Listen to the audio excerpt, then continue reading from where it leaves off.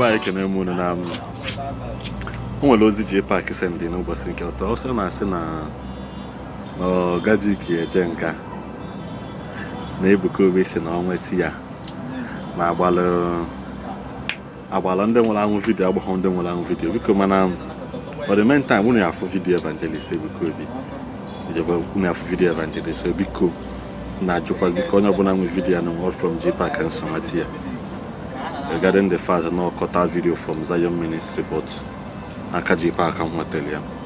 So no bona for the video very offensive. I'm very sorry for that. So for the main reason, for the main time, I can't put any Evangelist because also no bona hotel.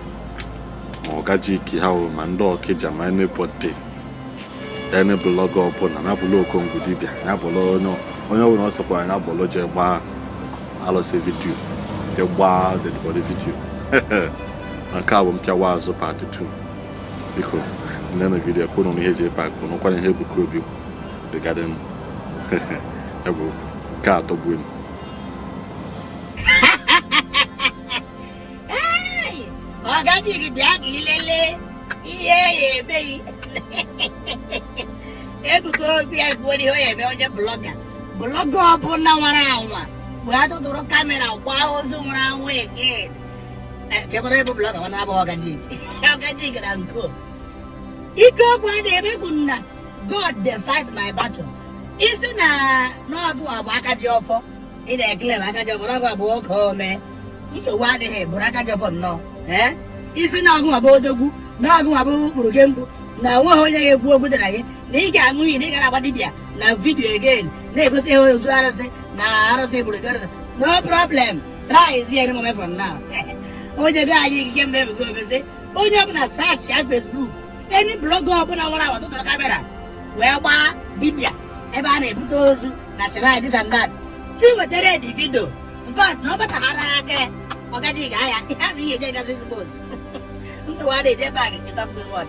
You don't never watch I what if you don't go in your bathroom? I am treated, but in the sponsor.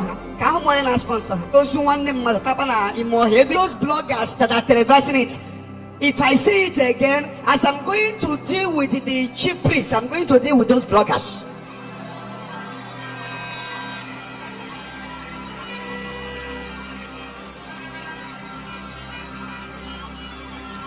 Well, I cut this video. Let them hear it. And you want who Gamada that goes so soon and what on him more here. If I meet him, that person will prove that day, the day his shrine becomes a cemetery, and the day his shrine becomes a mortuary. Enough is enough. Why not about Ili Igbo? Ebile ya hunde water.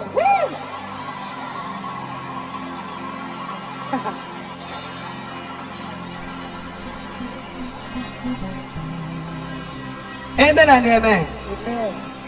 Obedeka dochisiri ndị amụma ọnụ ome nwere onye amụma na-ekwu okwu ejide ihe dochisie ndị amụma ọnụ in unjust community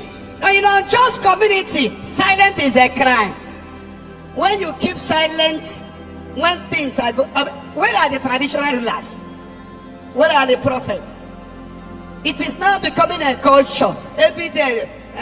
Anusime egwele mmadụ lakwa ya onye ejide ngwa bịa. Oh, you know, enough is enough. Moving again, I don't want to get cigar.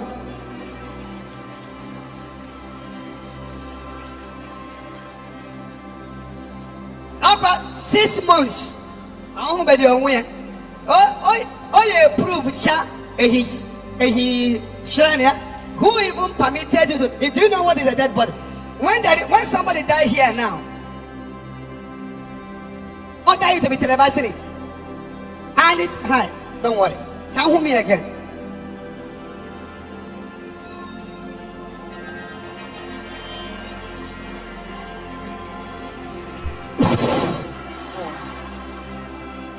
Enough is enough.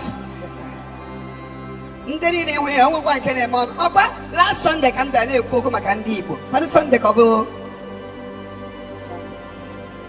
which I have come 1 night work age. I'm gonna tape. Oh, yeah, I fight Ebuka Obi na fight cook. When I'm on so, or to am no. one, I am not just called, but I am chosen by the Lord. And then when I'm also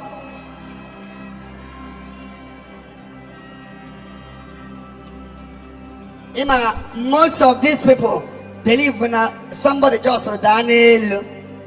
Go and read the history of Ebuka Obi from desert. How many revival before I am not today? Each and as I am Daniel. Amen and amen. Amen.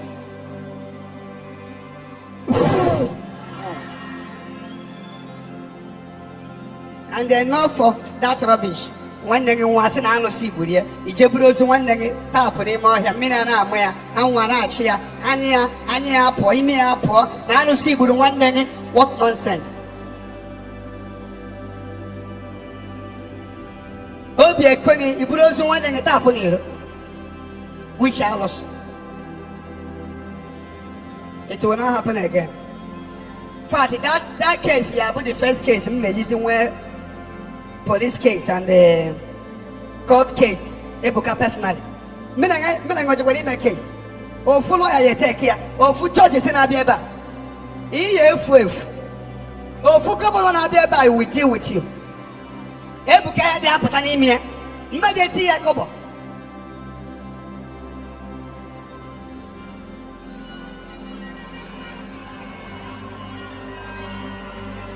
Amen and amen. Amen. Him and then Kujam na Facebook. Him the Abahan, the Bunket come na Baha. I'm a young man, he was asking him from a cable, he was. Ebuka Bible to be quoted. I wouldn't feel Ebuka where a crowd. Oh, Chukune me. I wouldn't have Madame. Give somebody a high ten. I swear, nothing sweet like violence chapter 3 verse 18. Go and read it.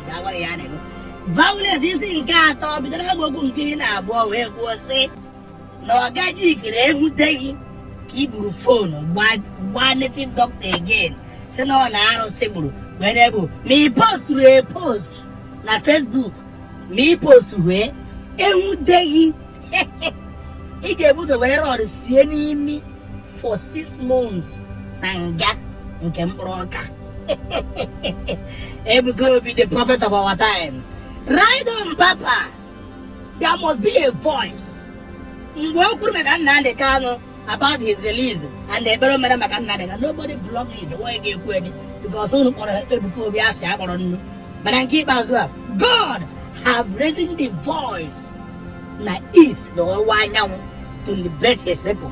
Each all he believe each all kaku yari na kobe Ebuka Obi echu gozi ge makachuku who made me and you yabu Ebuka Obi ono. He's our voice and I recommend him and I applaud him. Kudos to you. I say to him what I say. I'm with many pastors and reverends when they but I didn't be able. How do I go? A young youth, right on, Papa. I'm a man and like the video, but share like that video. You share child notification, you can with notification, Bobble, Bozo, I see the video. Then subscribe on this channel, drop a comment again, my comment section, and I'm at 1,000 with the latest update here will be maintained on my social media. But I don't know.